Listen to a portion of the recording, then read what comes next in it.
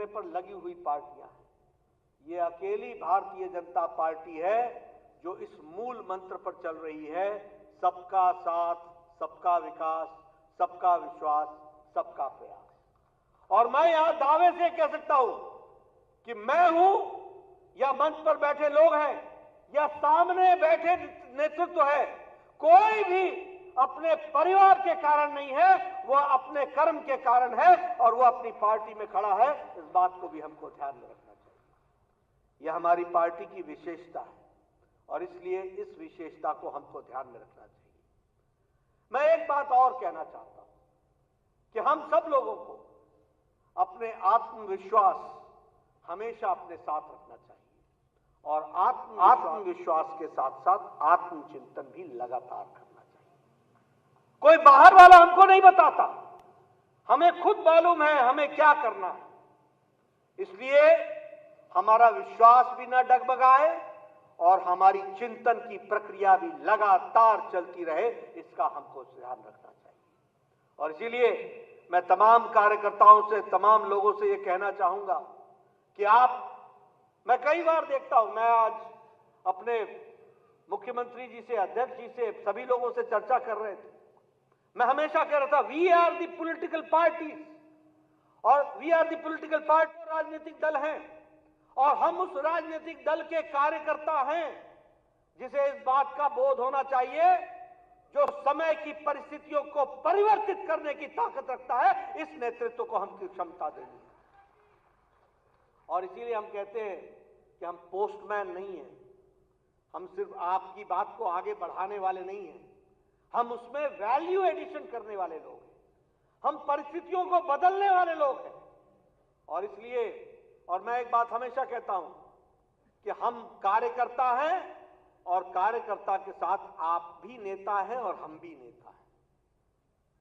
ये अलग अलग नहीं होते। किसी स्थान पर हम नेता होते हैं तो सामने वाला कार्यकर्ता होता है, किसी स्थान पर आप नेता होते हैं और आपके सामने कार्यकर्ता होता है। हम नेता और कार्यकर्ता एक हैं। जो नेता होता है वो पहले कार्यकर्ता होता है। और इसीलिए मैं नेतृत्व मतलब यहां बैठे सब लोगों को और ऊपर बैठे सब लोगों को एक बात कहना चाहता हूं, भारतीय जनता पार्टी का वो कार्यकर्ता है जो चैलेंजेस को एक्सेप्ट करके आगे बढ़ने की ताकत रखता है, इस मानसिकता से चलने वाला व्यक्ति। मैं जब यूनिवर्सिटी में हुआ करता था, कॉलेज में, तो मैं बार बार बोला करता था, देखो भैया, छुई मुई हो तो हमारे कार्यकर्ता मत बनो, अगर क्षणे रुष्टा क्षणे तुष्टा तो हमारे कार्यकर्ता मत बनो, अगर विपरीत परिस्थितियों से लड़ने की ताकत रखते हो तो कार्यकर्ता बनो। और भारतीय जनता पार्टी इस बात को अच्छी तरीके से जानती है। और मैं आपके सामने अभी 2024 के नतीजों के बारे में भी कुछ चर्चा करना चाहता हूं। मैं बताना चाहता हूं, आज, अब मैं ये नहीं कहता कि कोई पास हो गया या फेल हो गया और उसके साथ कौन सा शब्द जुड़ता है, कौन पास होता है, कौन फेल होता है, लेकिन आप देखिए, ये कांग्रेस पार्टी जो आज बहुत उल्लास की स्थिति में है, इनसे मैं पूछना चाहता हूं कि आप तीनों चुनाव में जितने आपके एमपी जीत करके आए, वो भी हमारे 240 को पार नहीं करते हैं। ये आपकी परिस्थिति है। मैं ये भी बताना चाहता हूं कि 3 चुनाव के बाद आप 100 का आंकड़ा पार नहीं कर पाए। और मैं ये भी बताना चाहता हूं कि इंडिया अलायंस ये ध्यान में रखे कि आप सारे जुड़ करके भी जितना नंबर है वो अकेली भारतीय जनता पार्टी के सांसदों से कम पड़ती है। इसको भी आपको ध्यान में रखना चाहिए।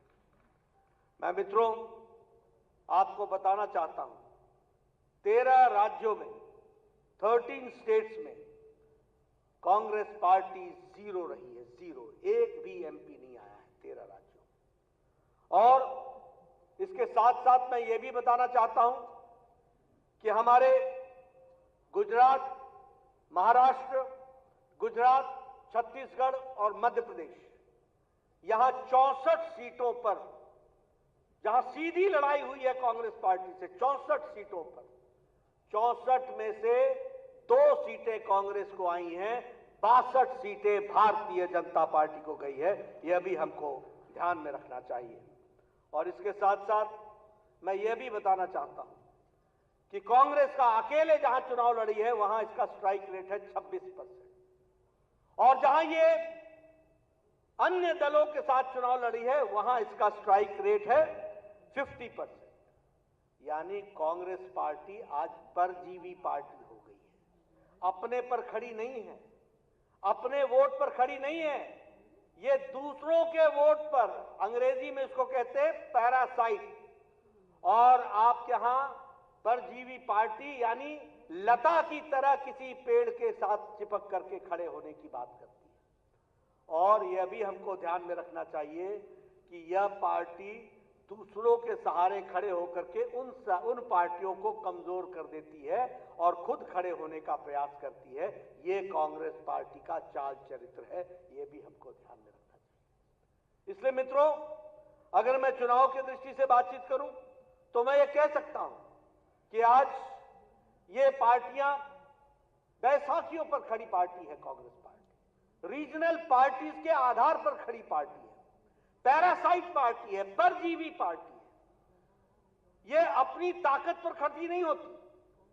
और ये जो इंडी अलायंस है, ये सारा जोड़ लें तो मैं दोबारा बोलता हूं कि उनकी संख्या हमारे 240 से भी कम पड़ती है। ये भी हमको ध्यान में रखना चाहिए। इसलिए मित्रों, मैं एक ही बात कहना चाहता हूं कि हम अपने बारे में जब आत्मचिंतन करें तो सारी बातों को गौर से ध्यान में रख करके आगे के रास्ते को प्रशस्त करने के लिए चले, ये हमारी जिम्मेवारी होगी।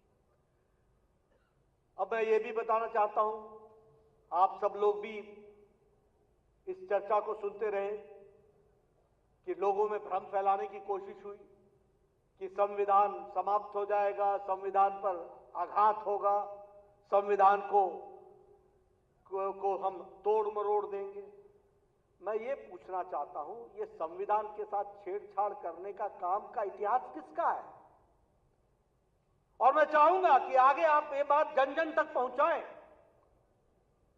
कौन सी ऐसी पार्टी है जिसको इलाहाबाद हाईकोर्ट ने एक बार कह दिया कि प्रधानमंत्री का चुनाव गलत है और गलत के साथ साथ उनको प्रधानमंत्री के पद पर रहना नहीं चाहिए, तो वो संविधान बदल देते हैं, वो इमरजेंसी लगा देते हैं और वो संविधान के साथ साथ संविधान की हत्या भी करते हैं और प्रजातंत्र की भी हत्या करते हैं। इस तरीके की पार्टी है जो संविधान के रक्षक बनकर के आजकल घूम रही है। 90 बार चुनी हुई सरकारों को गिराया है कांग्रेस पार्टी ने, 90 टाइम्स।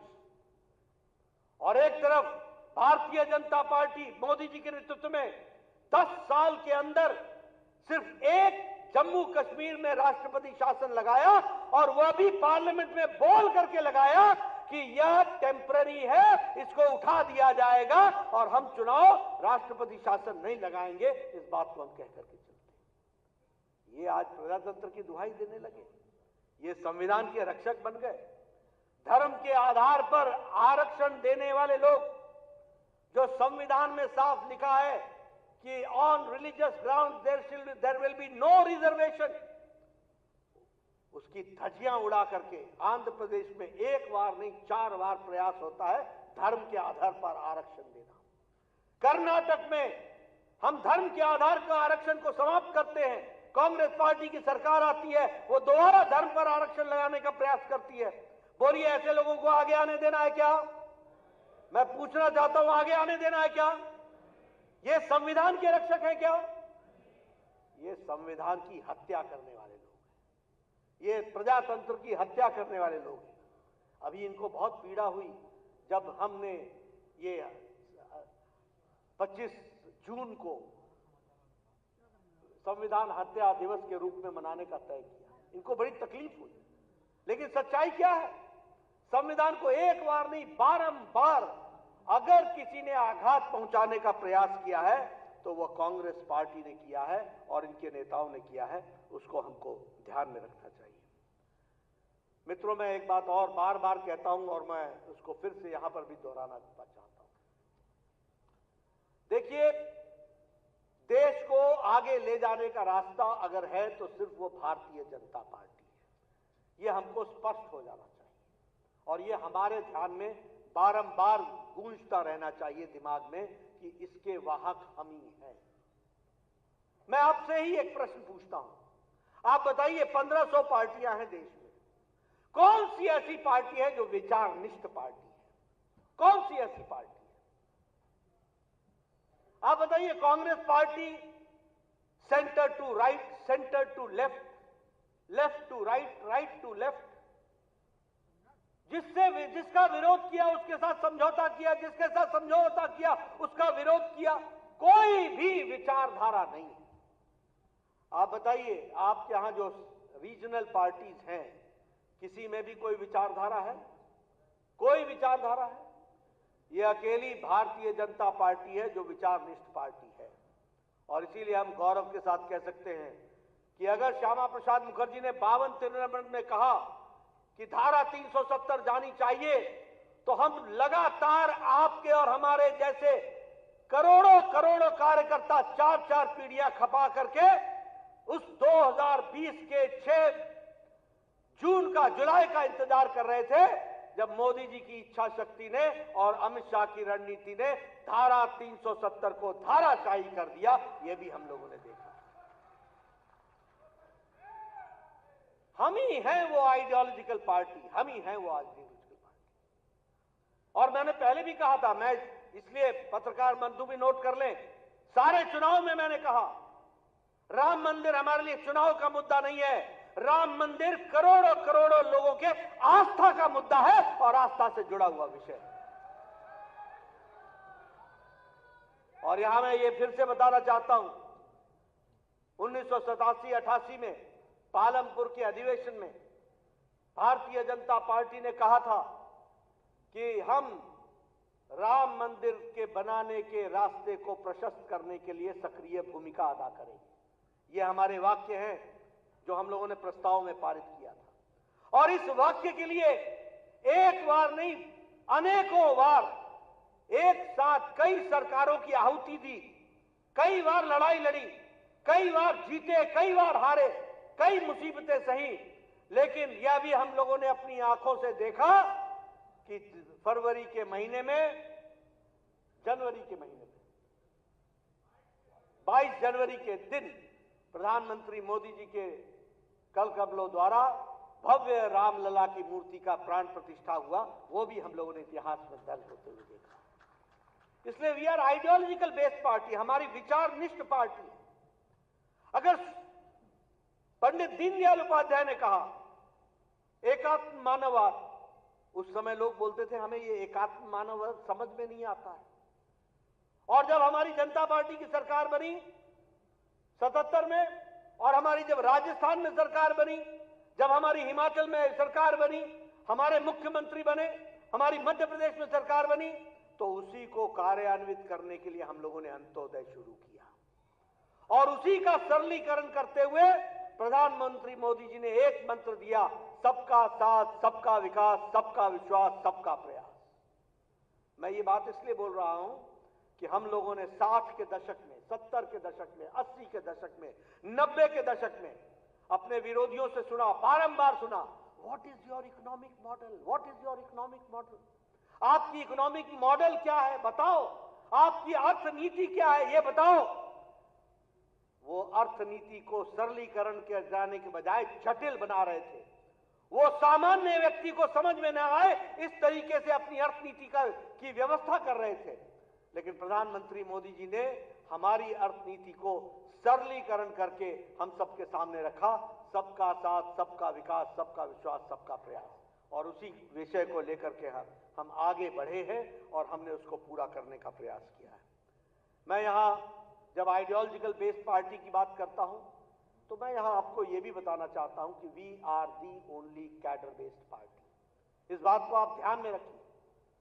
यह संख्या यहां कोई ऐसे ही घूमता फिरता हुआ आया हुआ व्यक्ति नहीं है।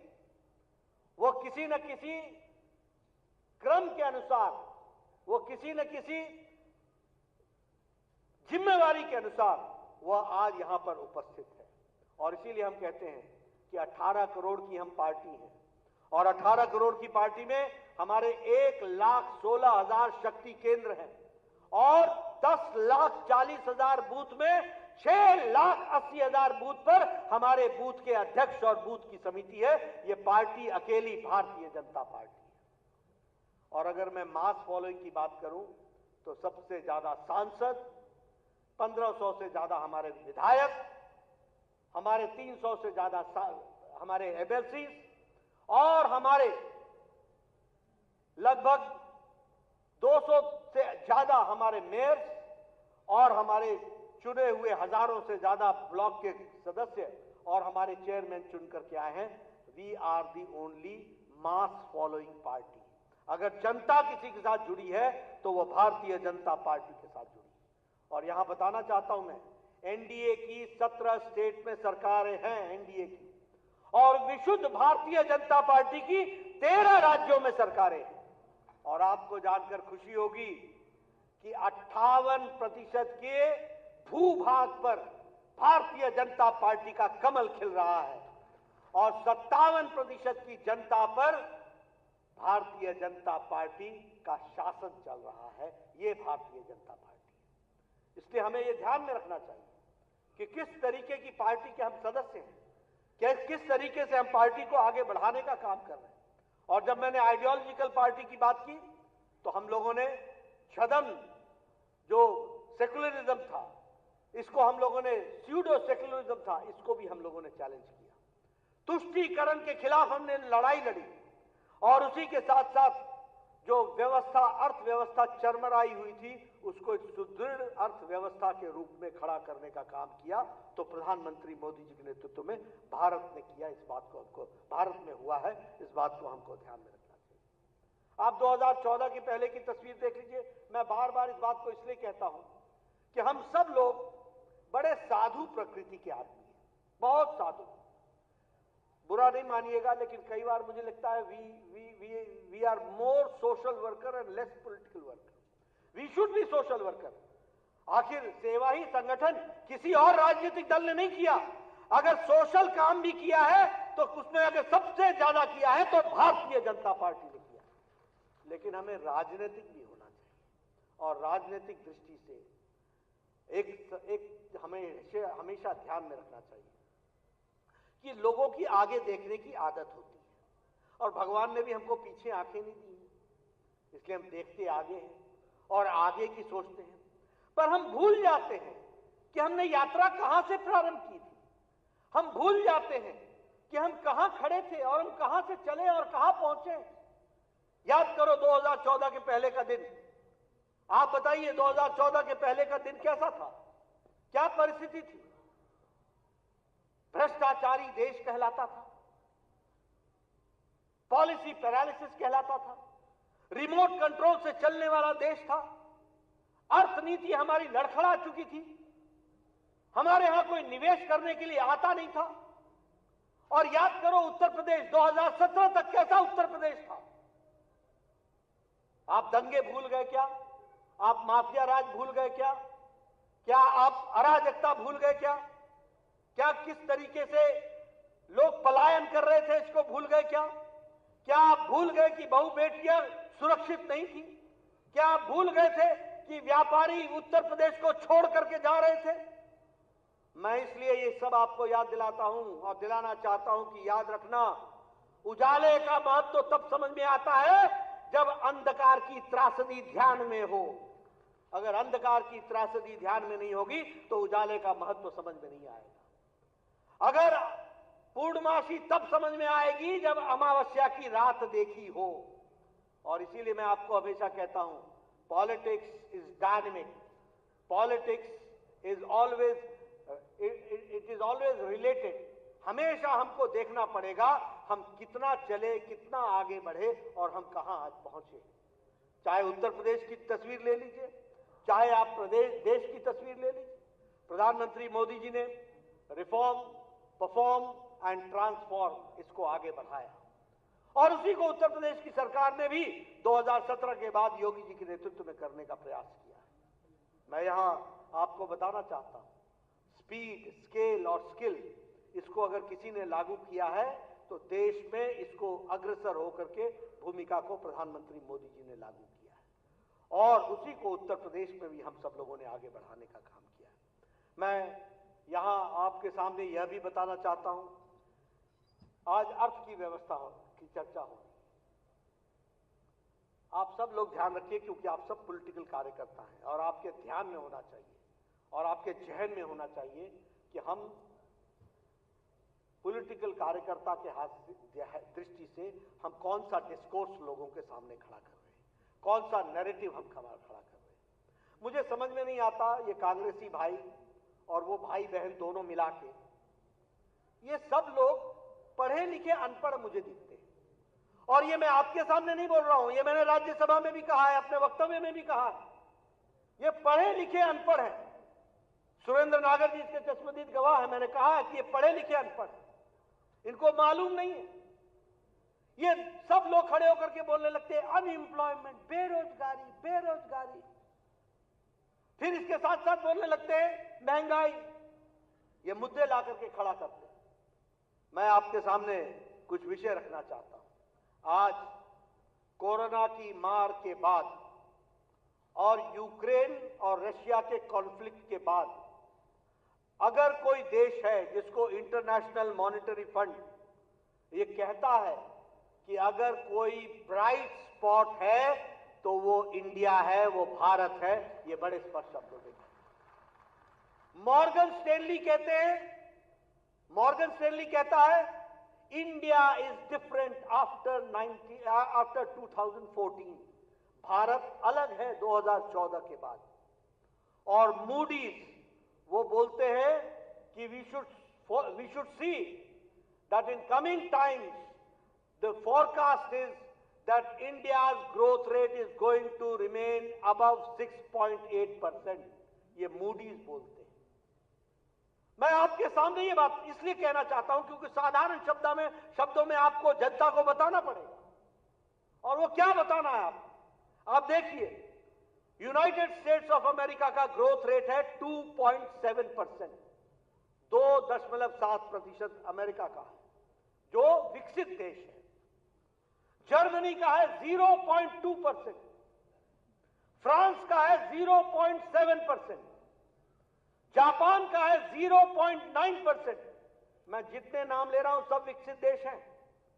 जापान का है 0.9%, यूके का है 0.5% और मोदी जी के नेतृत्व में भारत का है 6.8%। 6.8%। अब बोलिए, ये अनपढ़ कांग्रेसियों को कहां से मैं पढ़ा लिखा बना दूं? या तो मेरे आंकड़ों को चैलेंज कर दो, या फिर आप ये जान लो कि आज भारत की इकोनॉमी सबसे सुदृढ़ तरीके से अगर खड़ी है तो भारत की अर्थव्यवस्था है और ये मोदी जी के दूरदर्शी नेतृत्व के कारण है। इस बात को हमको समझ लेना चाहिए। और फिर बोलते हैं कि रोजगार नहीं। अरे इनको मालूम नहीं है कि जब इकोनॉमी का साइज बढ़ता है तो जॉब की अपॉर्चुनिटीज खुद बढ़ती हैं। अगर ये ब्रिज बन रहे हैं, अगर ये फ्लाईओवर बन रहा है, अगर ये एलिवेटेड रोड बन रहा है, अगर ये मेट्रो स्टेशन बन रहे हैं और मेट्रो ट्रेन बन रही हैं, अगर ये एयरपोर्ट बन रहे हैं, तो आखिर बन रहे हैं तो कोई ना कोई बनाने वाला तो है। ये क्या एम्प्लॉयमेंट जनरेट नहीं कर रहा है? लेकिन अनपढ़ों को कहां पढ़ाया जाए। और मैं दूसरी बात कहता हूं कि भैया, इन कांग्रेसियों को मैं स्वास्थ्य मंत्री होकर के आंखें तो इनकी ठीक कर सकता हूं, दृष्टि कहां से लाऊं? इनको दृष्टि कहां से दूं? जिन्होंने देखना ही नहीं, जिनको ये जानकारी नहीं। ये कैसे हो गया कि 2014 से 2024 पहुंचते पहुंचते भारत जो 11वें नंबर पर अर्थव्यवस्था में खड़ा था, उसने 200 साल जिसने राज किया ब्रिटेन, उसको पछाड़ करके आज भारत 5वें नंबर की अर्थव्यवस्था बन गया। 5वें नंबर की अर्थव्यवस्था। और ये कैसे हो गया कि आज हम मोदी जी के नेतृत्व में विकसित भारत की कल्पना को लेकर के चल रहे हैं, तो हम ये दम भर करके कहते हैं कि आने वाले 2 साल में भारत दुनिया की 3री नंबर की अर्थव्यवस्था बन जाएगा, 3rd नंबर की अर्थव्यवस्था बन जाएगा। तो मैं यही कहूंगा, पढ़े लिखे अनपढ़ जहां हो वहीं रहो। देश तो आगे बढ़ रहा है और बढ़ता ही रहेगा, आगे ही जाएगा, उसको कोई रोक नहीं सकता। और मैं यहां आपको यह भी बताना चाहता हूं कि आज भारत दुनिया की इकोनॉमी में 15% योगदान आज भारत का हो गया है, 15% कंट्रीब्यूशन भारत का हो गया। और आपको जानकर के खुशी होगी, और वो मैं निश्चित रूप से आपको उसके लिए बधाई भी देता हूं कि आज उत्तर प्रदेश भारत का दूसरा सबसे बड़ा लार्जेस्ट इकोनॉमी बन गया, अर्थव्यवस्था बन गई है। इसके लिए भी मैं उत्तर प्रदेश की सरकार को बधाई देना चाहता हूं। क्या समय था, यहां से पलायन हो रहा था। और ये मैं अब कार्यकर्ताओं से पूछना चाहता हूं, मैं देखिए मैं एक राजनीतिक कार्यकर्ता हूं, राजनीतिक नेता को यह तय करना है कि वह समाज के बीच में कौन सा डिस्कोर्स खड़ा करना चाहता है, और ये मुद्दे हैं जिसको हमको खड़ा करना चाहिए। इसीलिए हम बने हैं और इसी बातों को कहने के लिए हम बने हैं। किस बात के लिए हम तकलीफ में आए, किस बात के लिए हम सोचने में मजबूर हो कि हमें कुछ सोचना है। मैं आपसे पूछना चाहता हूं कि आज जब हम सेकेंड लार्जेस्ट इकोनॉमी यूपी बन गया, ये यूपी कहां खड़ा था? अरे दिल्ली से बुलंदशहर आते आते तक तो सुबह की सांझ हो जाती थी, और आज मथुरा पहुंचने के लिए कोई व्यक्ति रात को दिल्ली नहीं आता है, बोलता है सुबह 10 बजे बुलाओगे, 8 बजे बुलाओगे, मैं आ जाऊंगा, 2 घंटे में तो पहुंचना है, ये एक्सप्रेस वे पकड़ूंगा और पहुंच जाऊंगा। आप बताइए, एक्सप्रेस वे की बहार उत्तर प्रदेश में लगी है कि नहीं लगी है? जरा जोर से बोलो भाई। मुझे लगता है भोजन के बाद थोड़ी तकलीफ तो होती है, लेकिन बोलिए, झड़ी लगी है कि नहीं लगी है? एलिवेटेड रोड बन रहा है कि नहीं बन रहा है? अंडरपास बन रहा है कि नहीं बन रहा है? बाईपास बन रहा है कि नहीं बन रहा है? मेडिकल कॉलेज की झड़ी लगी कि नहीं लगी? आप बताइए, इंजीनियरिंग कॉलेजेस खुले कि नहीं खुले? आप बताइए, all India institute of medical sciences मिला कि नहीं मिला? ये 10 साल के अंदर, यही मैं ही स्वास्थ्य मंत्री था, पहले तो गोरखपुर जाने का मतलब ये होता था लखनऊ में उतरो, फिर कभी गाड़ी सड़क पर और कभी सड़क गाड़ी पर, दोनों धक्के खाते हुए 4 घंटे 5 घंटे लगा के गोरखपुर पहुंचो, तब जाके जापानीज इंसेफ्लाइटिस का इलाज कराने के लिए डॉक्टरों को लगाओ। आज मैं गौरव के साथ कह सकता हूं कि पूर्वी उत्तर प्रदेश को वाराणसी और Gorakhpur world class health systems को क्रिएट किया गया है, वर्ल्ड क्लास हेल्थ सिस्टम को। लेकिन ये मुद्दे आप जो सारे सतयुगी है ना, वो हाँ बहुत अच्छा बहुत अच्छा। अरे भैया, बहुत अच्छा नहीं, बहुत अच्छा बताना होता है, लोगों को बताना होता है अंधेरा क्या है और उजाला क्या है। ये मुद्दा हमारे सामने होना चाहिए। इसलिए विकास की दृष्टि से आपने सोचा था इंटरनेशनल एयरपोर्ट्स बनेंगे, एक इंटरनेशनल एयरपोर्ट होता था।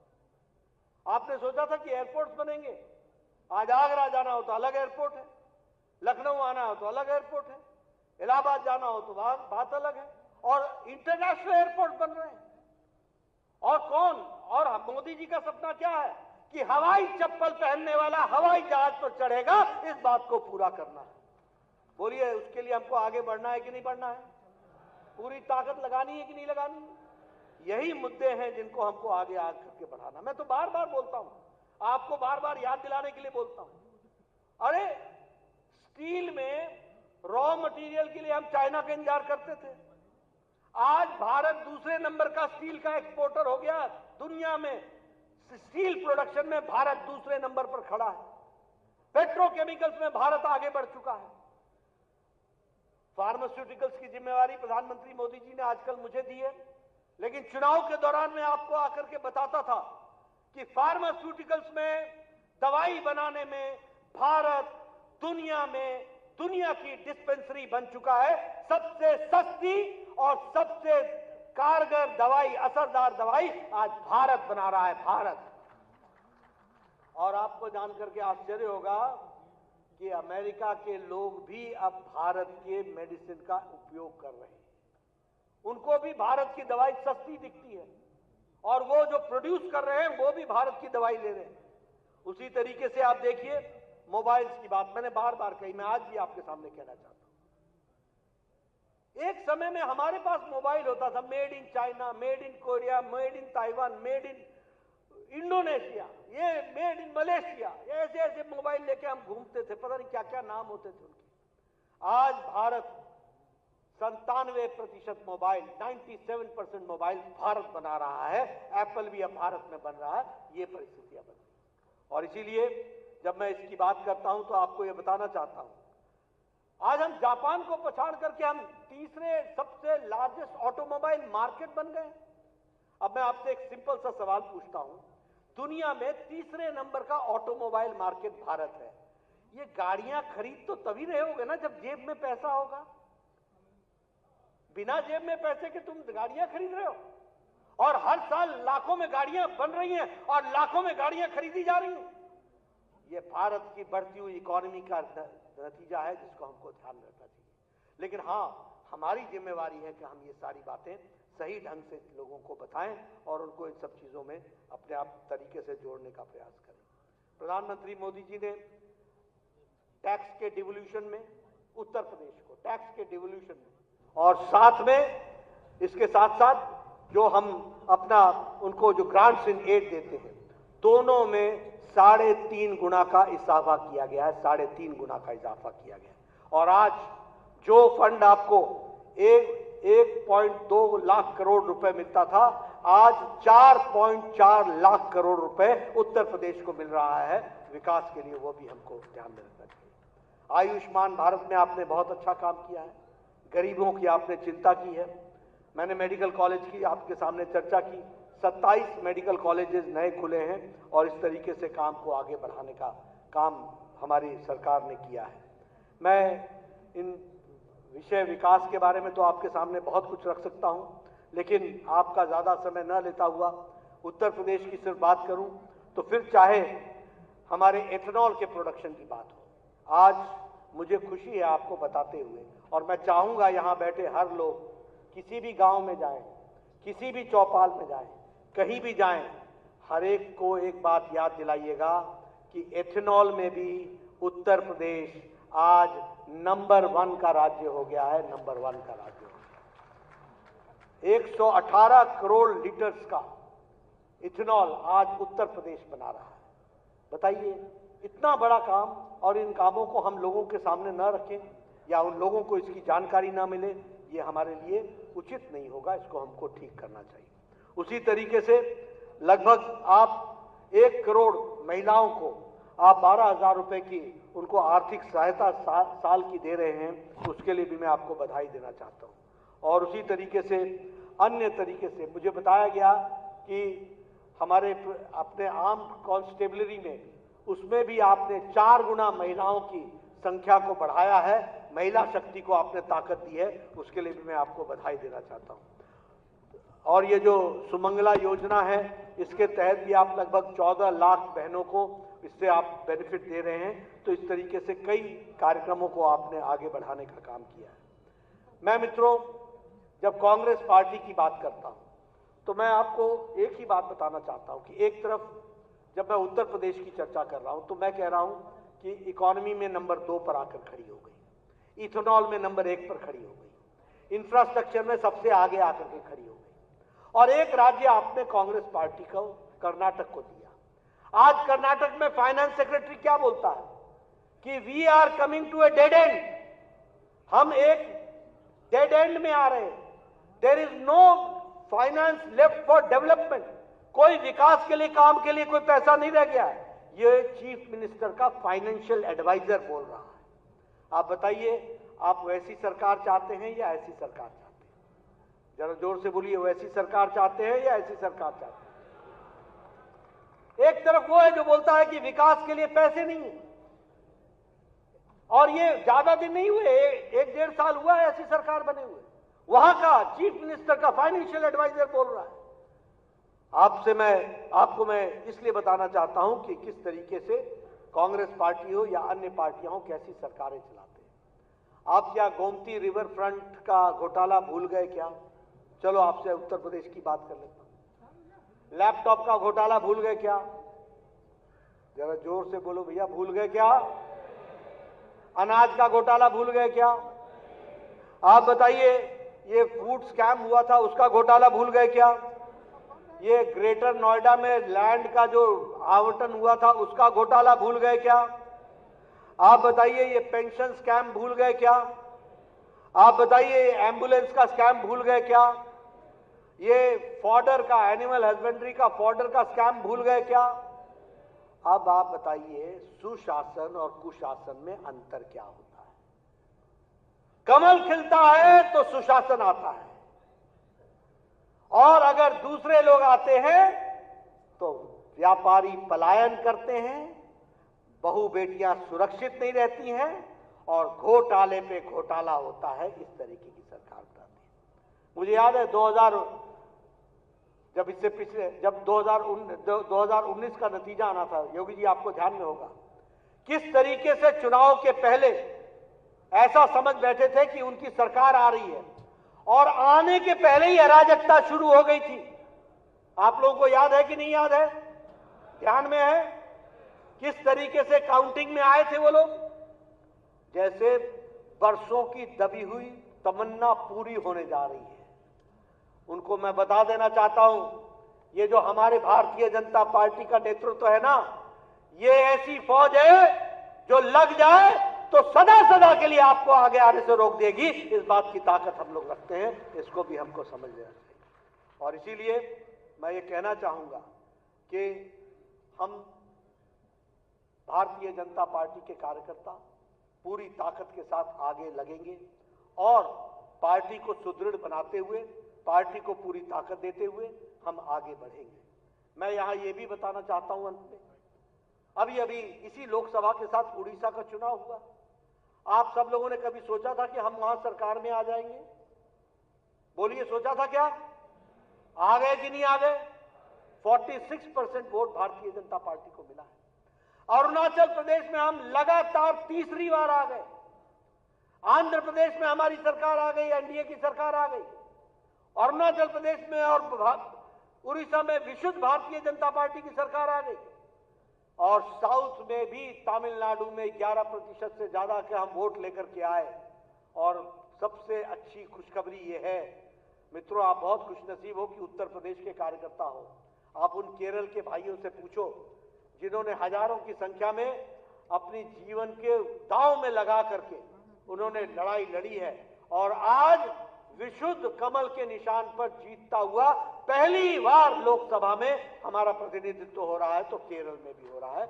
और हमारा वोट संख्या 3% से बढ़ के 6%, और 6% से छलांग लगाकर 19.7% आकर के खड़ा हुआ। इसलिए मित्रों, भारतीय जनता पार्टी चाहे तमिलनाडु हो, चाहे कर्नाटक हो, चाहे नॉर्थ ईस्ट हो, चाहे त्रिपुरा हो, हर जगह भारतीय जनता पार्टी का कमल खिल रहा है।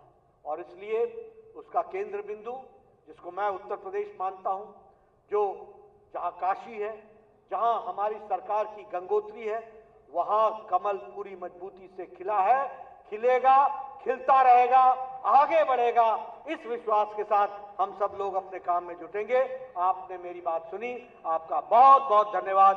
जय भारत, जय उत्तर प्रदेश। राष्ट्रगान होगा जाएंगे नहीं, राष्ट्रगान होगा भी।